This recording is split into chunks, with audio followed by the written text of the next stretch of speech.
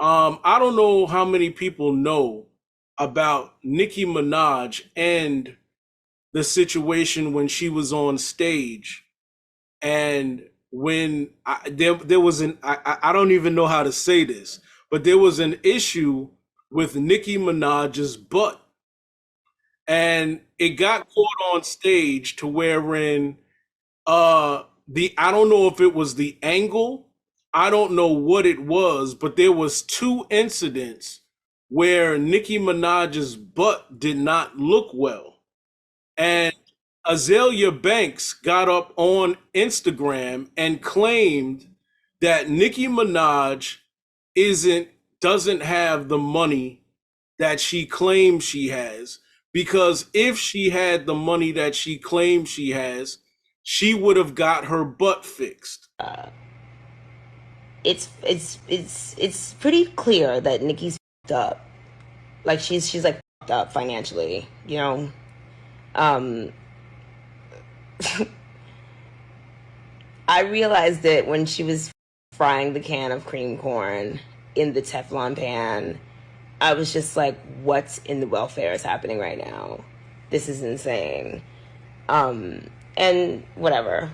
I've probably like made some crazy looking shit on here, but I'm also not going around trying to like menace other artists and like call them broke and tell them to pay their rent and all that other shit like that. Like you can tell just by whatever keeps happening with Nikki's butt that she's fucked up right now, because there's something very wrong with the butt. And I don't know what it is, but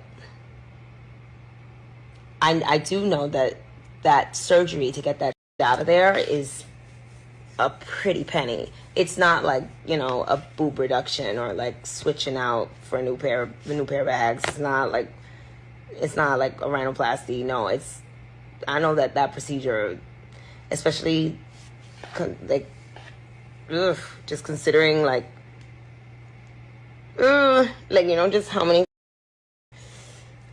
little pockets of just migrated stuff there probably is. Like, yeah, that's a very tedious thing. And it's also like a very risky procedure that she can't afford to have right now. Fix her butt. Oh, Why is this happening? That is Azalea Banks being Azalea Banks. Like why is this happening? so Nicki Minaj gives her 2 cents in. When she does that, she gets criticized by Azalea Banks regarding her butt. Again, Nicki Minaj said that Meg the Stallion had a Rihanna moment, or wanted a Rihanna moment. I guess as a woman, to claim that, you know, like when Rihanna had got beat by or got hit by Chris Brown, That's Nicki Minaj is saying, why she did that. huh? Why would she go there? Because I was like, what is this Rihanna moment? Even like what? Like you reaching. See, this is what I see why people are saying that Nicki's a bully. And I don't like her. Why are we doing this? This is very unnecessary. Don't no Rihanna, get your hats off for your music. Don't like you personally. You look like a not nice person. That's like Donald Trump. Like, I like your policies, but yeah, I don't like you as a nice person.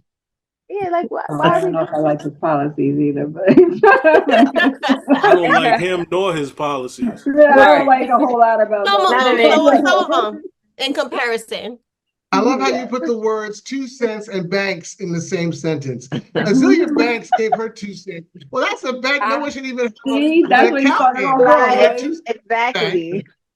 This goes back to what I was just saying about class and high vibrational frequency. Yeah. We're old enough to remember that, you know, Gladys didn't talk about Diana. Diana didn't talk about Dion. No. Dion didn't talk about Tina Turner. They were all supportive of each other, and they all won. They all became multimillionaires. And there was never a cat fight, a knockdown, drag out, bitch better have my money. There was none of that Negro going on between any of them. They were too busy grinding with the real talent that they have. Why can't our young brothers and sisters do that. Look at your talent speak for yourself. Don't be so messy. Well, how do you feel about a Nicki Minaj that, I mean, I think that more than the majority of people would say that she's a reigning queen in her area, but that she still comes for others that, you know, maybe below her, coming up for her.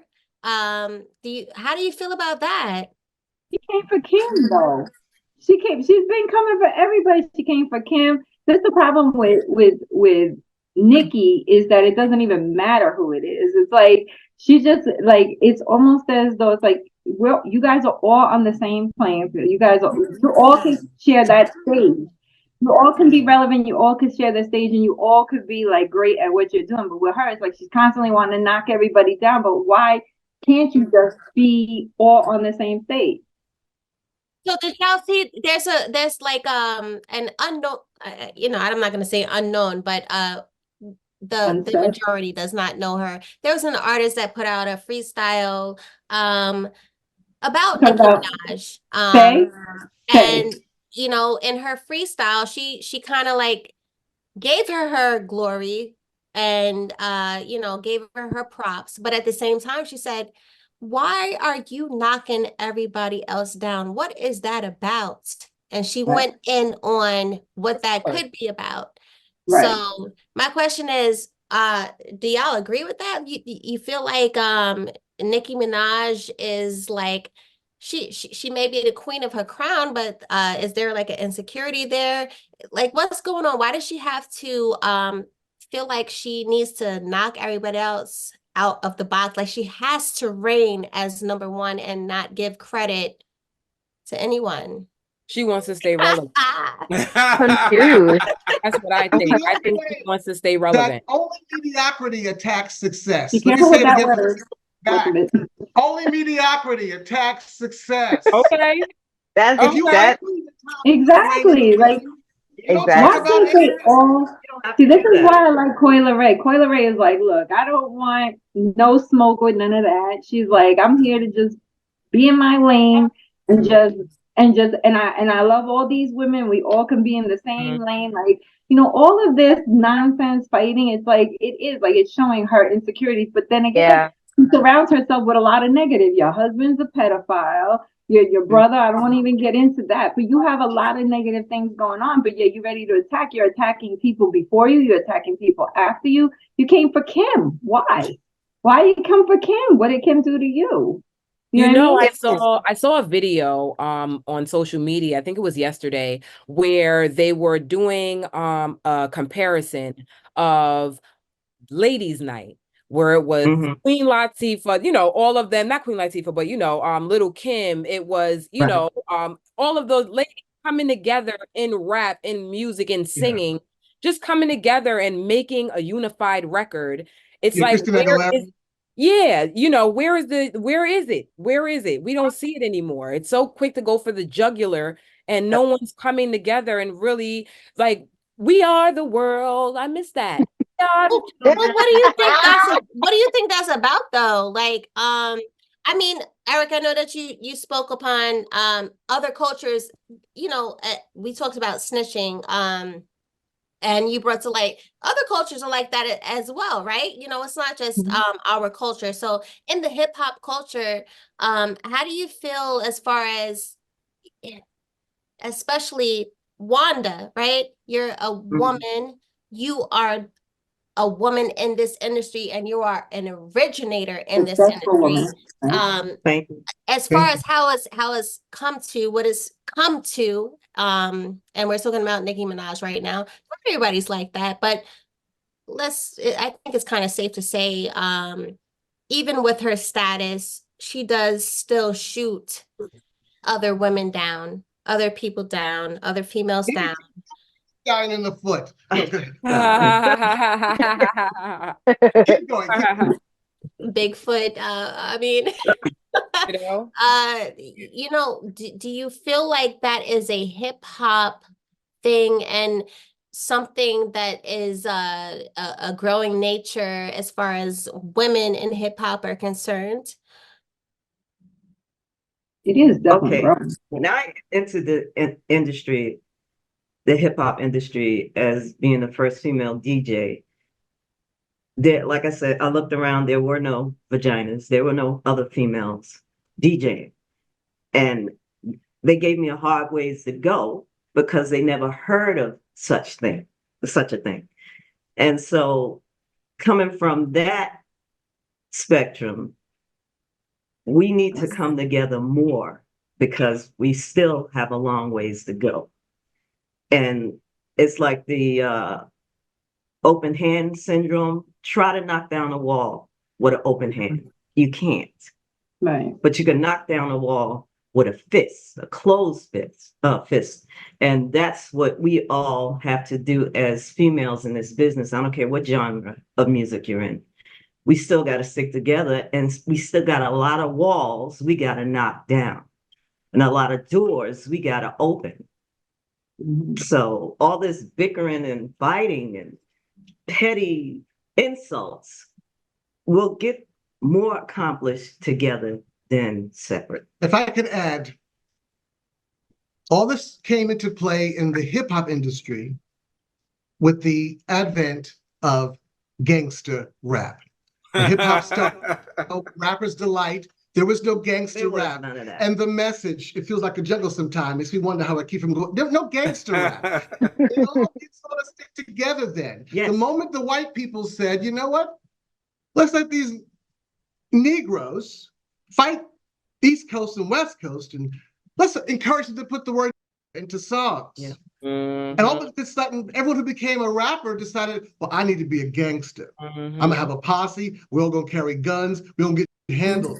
And look how many have died because of that. Yeah. Jim Master Jay and Biggie and Tupac. Those are the three that come to mind. But there's so many others who've been killed before their time because we allowed the masses Yes. to come in and say, you are gangsters. We're the only race of people that will put a racial epithet that insults us into our music. I don't see any Jews rapping about kikes.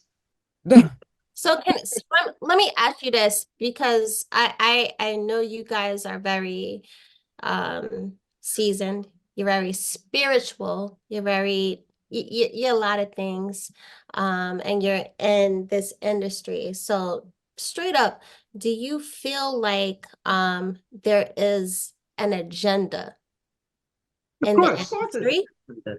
Yeah, an agenda by whom? No. That's you know, like, cause see, like, let me say this, like, there are a lot of conspiracy. You know, to me, it's easier to dive into conspiracy than it is to dive into facts, right? So my point is that if there is a conspiracy, first we got to agree if there, I mean, I'm sorry, first we got to agree if there's an agenda. And if there is an agenda, who is basically putting that agenda into motion?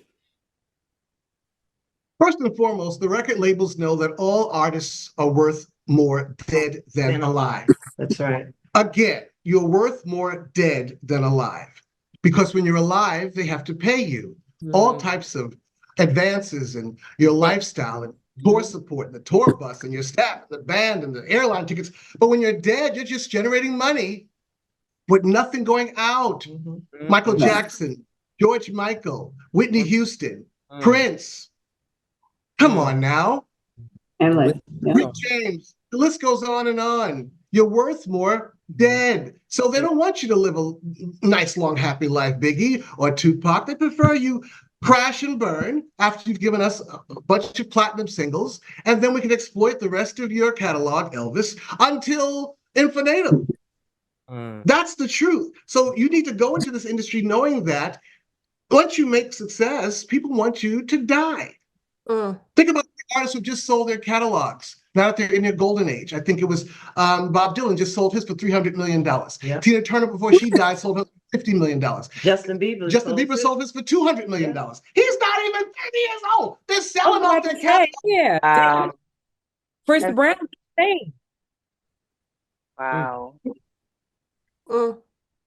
So yeah, Show business is not for the weak or the meek or the mild-mannered. It just fucking favors the bold. But you get to decide who you serve by every action, every release, and everything you say on air. Like right now, I'm speaking, my mind, and I'm okay with that. Prince died in And we elevator in his appreciate house. it. We appreciate Thank it. you. We do. We appreciate it. We really do. Thank you. But the gangster rap, I can't blame it all on that, but a lot of it, kids today listen to those songs and they try to act out those songs, and you add Grand Theft Auto and everything else that they're playing, and they think it's okay to just shoot people or beat up their teacher or beat up their mothers. We've all seen it on World Star, on TikTok, and it's disgusting. And a lot of those so-called gangster rappers are not really gangster rappers. I was gonna behind say the scenes. they're not Don't even get me started. Okay.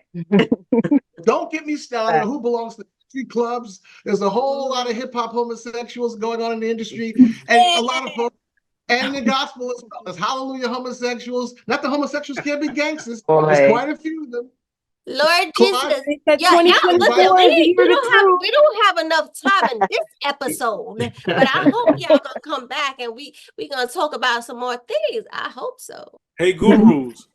Gayle King is opening up about a previous experience with a man she dated and his request for help with child support. $4,000. Wow. Really? According to the New York Post, the 69-year-old television host recently appeared on an interview on the Pivot podcast. During her appearance, King opened up about what's been difficult for her in the dating realm. She explained that she went out with her former boo, and he asked her to have a private conversation. She said, "I went on a date. I was really excited, very excited about it. We'd gone out maybe 2 months, and then he said he really needed to talk to me," she explained. He wanted to have a private conversation. He said, "Do you think you could lend me $4,000? I'm like, huh? God. Quote, she said, "I wrote the check because I thought it had to be very difficult for him to ask me. And I just figured that would be that. And he did pay me back on Thursday, like he said, but it didn't feel the same." So I guess my question is what do you think of that? That is the most cringiest thing I've ever heard. He forgot to add that he needed the $4,000 to make a child support payment. Yeah, please explain what that has nothing to do with her. I can't even believe he came out of his mouth to even formulate this. They say to today. her. Like I'm just like, I can't. It's not making sense. I mean, think about it though, Ty. You talk about you dated Gayle King. But I feel the same way. Yeah, I'm sorry, Marcy. If like the roles were reversed and he was a Gayle King and she asked, cringy. But let me say this. Also, in the story, it also said that the person that asked her for the $4,000 was a successful individual. I didn't even see that. That's even worse. What was the purpose? Like realness, right? I do believe that the system, as far as child support, and women, and that device right there, it asks for too much money. It get a little crazy. It really does. It can get a little crazy. I'm not making an excuse, and I'm a woman. Okay, I'm a woman. And I'm saying this because I have children. I do have a situation. I kind of know what goes on. But yes, it can get a little crazy to where somebody may not be in a position where the courts think they're in a position to be in, and yet you still got to do what you got to do because they said so. There are guys paying $40,000 a month. How much is that person making a month? Right. Marcy, and you know the law. But I will say this, because what the courts do, or what that judge does, it's not even based on what they're making necessarily. It could be based on what they made 2-3 years ago, and they're not even making right now. Oh, no, you're what? right. No, you're right. But let me tell you a little story about that. So that actually happened to me. So I will say, and what wound up happening is my ex wound up coming home from jail. Okay, so when he and I wound up going to child support, he just came out. They gave me like a very minute um child support. I wasn't even getting $100 a week for child support, because based on his salary, which is fine. I understood his situation, and I actually had to force him into court because like he wasn't doing anything. And I'm telling you, my daughter was 4 years old by the time I took him to court, right? Like that's how many years of nothing I got from him. So I finally take him to court. I wind up getting like a $69 child support a week. Whatever. After a few years, he winds up elevating. He winds up going into carpentry. He's making all this money. Everything is he's got real estate. He's got houses. He's got everything. This is a man who did 2 years, right? So and I'm in a situation where I'm struggling a little bit. So I'm taking him to get it modified, because like you're able to pay a little bit more than $69 a week now at this point, right? So I'm taking him to get modified. I get a letter from the court telling me that I can't take him to get a modification unless I'm in a worse situation than I was when I originally filed for child support. So in other words, I would have to either be making less money than I was making 10 years before when I originally took him, or I would have to be like out of a job. So it's like when I hear this story, like, oh, the courts are for the women and all that stuff, sometimes I'm like, really, shut up. Like it's not necessarily the case. It's a case by case situation. It is case by case. But as I ate it, I moved on. I took care of my daughter. I took that little $69 a week, card, and I gave it to my daughter. I said, babe, do what you got to do with it. I didn't even look at the money. So it helped her as a teenager. She had a little bit of extra money every week. She didn't have to ask me for nothing. But her father was making way more money than that, and he was still getting away with not having to do any of this. If I would have waited 10 years to take him for child support, I would have got a lot more money. Not me, but my child. You know what I mean? So at the end of the day, every bit of my money went into her, but I had $69 from him a week. So it was like, I don't know. Wow, that's crazy. Thank you for sharing that. It is case by case. I'm not saying every situation is like that, but everybody has a different situation. 17%, or I don't know what the actual percentage is now. 17% for one child. Because it was 13. For It was 3 or 13 more when children. I took him. 24% for 3 or more children. Thank you so much for sharing that too. Like, thank you for that. Yeah, and you eat it, and it is what it is, and I just took it because I didn't know that part of the law. I didn't know anything about that, so I did what I had to do. But when they told me what they told, I was shocked, because I was in the belief that the courts were for the women too. But after that, I was like, get out of here. Like when I hear men talk about, now I still am a believer. Like you don't take people for child support just because they don't want to be with you or anything like that. You take them if they're not doing their part, if they're not helping or whatever. Then if you have to force their hand, then that's how you do it. But I would rather. I have 2 children by my ex-husband. He and I, when we split up, I never took him to child support because I never had to. Like he did what he had to do. But it's like I said, case by case. Yeah. Well, in regards to Gayle King, I think what's missing in that story is that he showed honor. He said, I'll pay you back Thursday, and he paid her back Thursday. Sometimes it's just about EAT, which doesn't mean eat. It means everything's a test. That's right. We do what Like the that. old staff. I'll drop $200 off the floor in cash and leave it to see which one of our employees will pick it up and give it back to me or put it in their pocket. Because at the end of the day, when the sun goes down, there are 5 things you need to get through any situation in life, whether it's personal or professional. And it's simply humility, gratitude, loyalty, humor, and courage. That's it. You can't have 4. You need all 5 of those to make it in this lifetime. So maybe he was just testing Gail, and she failed the test. She definitely failed. I don't think she. But she got her money back. I don't think this one necessarily was testing her, but that is a possibility. And when are y'all gonna come out with the book though? Because y'all got like a lot of y'all got like a lot of over here. cohesive books that you've been running with. That I feel that I already know y'all been running with for most of your marriage because y'all know y'all say it together and everything. Okay. Right.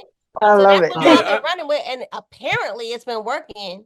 I mean, at the end of the day, it's like, yo, you guys have been together for a long time. And, you know, today, we don't see marriages go that long. I mean, at the end, 10 years is a long time today. Today is like, okay, you did your bid. So what do you say to these people who are basically like giving up on the people on the person that they swore an oath to? Well, only 2 things break up a relationship and a marriage is money and sex. And you got to come together on both of those. You got to view money the same way that you make it, and it doesn't make you. And you got to view sex the same way. We see a beautiful woman, and we both go, ooh, together. Ooh. That's right. A family that lays together stays together. Amen. We took infidelity off of the matrimonial menu. Yes. So there's no lying, no creeping, no sneaking, no cheating. No lying, no creeping, no sneaking, no cheating. No lying, no creeping. I love it. I can't, but things like that. Like, I love it. Y'all got the whole quote. Y'all have the whole quotes together. Love You it. know what I'm saying? All of that. Yeah, you just make the book. Come on, like help us I out. love it. Come on now. How many years? How many years? 43 years together, 41 years married. Yeah. And she's 3 years older than me. So I'm a cougar. I thank Wanda for giving me time. Right. Okay. She look young. Thank you. Wow. What you guys don't know is that if she crosses her legs, her face is pulled back so tight, her mouth will pop open. Show, Wanda, show. He's silly. Oh my God. No, really, when you're not with your wife, you've always got your in the cash register. As long as she doesn't slam it to make change. And we're each other's best friends. Yeah, we are. Yeah. We laugh every day, all day, about everything. And he gives me earth and soil so I can find out who I am, all of who I am. And that's what's missing in most relationships. And she gives me vitamin D. And he gives me You give her vitamin D. We know. So can I ask this then? Yes. Because we went off subject right now, but just real quick. Wanda, is there ever a time where you're not really feeling that and you just do it just because to maintain this? Is that what life is about? and maintaining this, like, I enjoy having sex and I don't pretend. I do. Girl. Especially with it. I love it. Could I ask a question? Could I ask a question? Why is it that most women don't want to have sex every day? Because we tired. Well, no woman should have to have sex every day. Who are you asking the questions to? Because all the women on the y'all answer because why is it that women don't want to have sex every day? I really think men want to have sex every day. They just want to have sex a lot. You know what I mean? Thank you. And I think with women, in my humble opinion, and this is, I only know so much, but in my humble opinion, I believe it is because we as women, like, think about it like this: when a man has sex with a woman, about 99.9% of the time, he is going to finish. how he wants to finish. You know what I mean? Mhm. With women, we got about a good 40% of the time where we are doing the same thing. So Oh, with okay, us, it's okay. like, So hold on. So hold on. Let's everybody let's digest dive, what let's just. dive, let's dive. Ty, do you have an opinion here? Because I know Wait, you. wait, real quick though. You're saying that women don't finish. Women only finish 40% of the time. That's the reason why they don't want to have sex every day. I just Let's say not say what I'm 40% of the saying is time. there's not the same incentive in sex with women as there is with men. Like men could almost guarantee, as long as they in it, they can guarantee a good time at the end of the episode, right? But as women, it's 100% mental with us. With men, it's not like we have to like not be thinking about the laundry downstairs or did your kids do their homework or whatever. All of that stuff, you know, we're different. We're programmed differently than men in that respect. Right. So I'm not saying necessarily that it's the man's fault. All I'm saying is that we don't 100% of the time get to that end result, whereas the men, for the most part, do. That's just my theory. I'm not a sex expert. I am, you know, renowned, but I'm not an expert.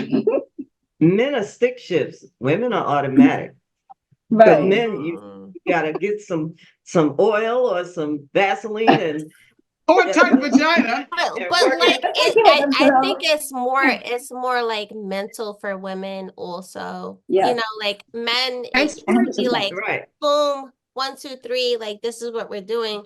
And then with women, like even if I want to you know, perform or satisfy the situation or you or even me, it may not necessarily be like that because it takes more. With women, let me just say, with women, you just said the word performance.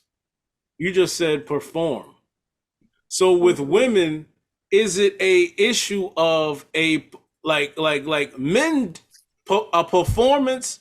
Men ain't thinking about the word perform. Okay? No. So the question is that let's explore that word perform. Is it huh? Is Are that you asking for a friend? Yeah, I am. I'm asking for a friend. Like I'm the friend. I'm the friend. The word perform. That's what we're discussing here.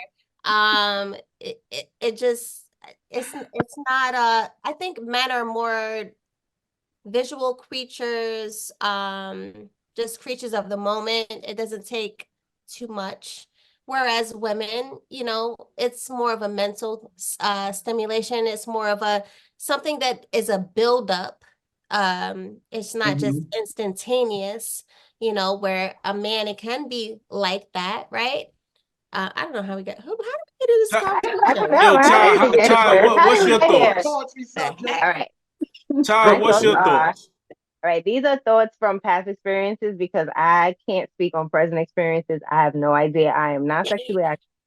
So what I'm saying is I agree with everything you guys are saying when it comes to the difference in men and women. It's 100% mental for us. It is a performance. Like it's an experience for us. It's not just, I agree. Men are just like, all right, it's a moment. You know, I know they can be like one and done. For us, it's just like, if the whole atmosphere is not set up mentally, not stimulated, not any of that, then it's just, we're not going to get there. And like what Marcy was saying, I think what she's saying about the 40% is actually along the lines of being statistic. Because it's that's a real thing. That's a real thing. And I've seen a lot of, especially lately, actually popping up of women speaking and talking about that. Like it's not like the whole experience is not the same for men and women. Right. Debbie, are you? I'm sorry, are you done? I didn't mean to interrupt you. Oh, I'm done. Okay, Debbie, what's your thoughts on that? Yeah, Debbie. Debbie's like, I know what she's talking about because 100% of the time I'm getting mine. Yeah, you did it right. I ain't even gonna lie. Like, I'm not gonna commit if I ain't gonna see fit. You know, like I'm not. I just feel like if I'm going to commit, then I have to commit. You know, so Yeah. I can't do the fake stuff. I don't know how people do that fake stuff. I can't do that as a woman. I ain't got time for that. It didn't happen. Maybe next time. Wait. Maybe tomorrow. All right. Let's put it into perspective. It didn't Let's put it into happen. perspective. Your relationship is, you have a longevity in your relationship, right? Mm-hmm. So you may not feel that type of pressure, whereas a woman who is new to in a newer type of relationship, maybe, and especially in this atmosphere, because this atmosphere nowadays is just with social media, everything is like, it's a certain way, like, so you may not, I ain't fronting, like, I've been with, like, we ain't doing all where that. is the stimulation of the mind, man? Like, where is it? Why? I mean, if you feel as if though you have to always think about that all the time, then guess what? I'm good, because I don't think about that all the time. Is it a lot of mental pressure? I feel like there's mad other things to do in the world. Like, I got, like she said, laundry. Like, bro, I got to do, like, in real time. Like, I have stuff to do. Don't you? Like, your socks are dusty right now. I can use that. Well, there's build up behind your toilet. You could get to that. It's mad stuff to do. Like, it's mad stuff to do. I'm confused. There was this. It's a lot of stuff